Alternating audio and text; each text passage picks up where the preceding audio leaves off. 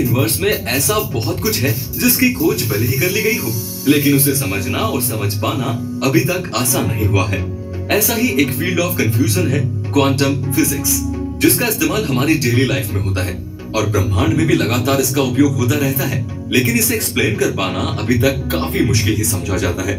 लेकिन अगर आप फिजिक्स में इंटरेस्ट रखते हैं और यूनिवर्स के इस मुश्किल लगने वाले टॉपिक के बारे में जानना चाहते हैं, तो आज के इस वीडियो को पूरा जरूर देखें, क्योंकि आज क्विक सपोर्ट आपके लिए लेकर आया है क्वांटम फिजिक्स से जुड़ी पूरी और आसान जानकारी, जिसे देखने के बाद आपके लिए क्वांटम फिजिक्स एक अनसॉल्व्ड बुद्धि नहीं रह जाएगी।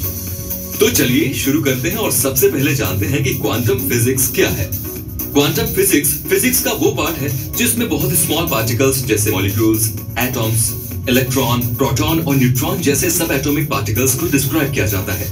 क्वांटम फिजिक्स 20वीं शताब्दी का सबसे इंपॉर्टेंट और इंटरेस्टिंग सिद्धांत था। इसे क्वांटम मैकेनिक्स और क्वांटम फील्ड थ्योरी भी कहा जाता है। और दोस्तों, अब जानते हैं कि क्वांटम फिजिक्स की खोज कब और कैसे हुई। 14 सितंबर 1900 को मैक्स प्लांक ने क्वांटम फिजिक्स की नींव डाली थी। उन्होंने ब्लैक बॉडी रेडिएशन पर रिसर्च करके ये परिकल्पना दी कि प्रकाश और अन्य विद्युत चुंबकीय विकिरण ऊर्जा का सतत प्रवाह न होकर ऊर्जा के छोटे छोटे पैकेट के रूप में चलता है। क्वांटम फिजिक्स को स्थापित करने के लिए प्लांक को नोबेल प्राइज से भी सम्मानित किया गया था। इस हाइपोथेसिस ने फिजिक्स वर्ल्ड में तहलका मचा दिया और इसी हाइपोथेसिस का इस्तेमाल करके ही आइंस्टीन ने प्रकाश विद्युत प्रभाव एक्सप्लेन किया था। और दोस्तों, अब जानते हैं क्वांटा क्या है।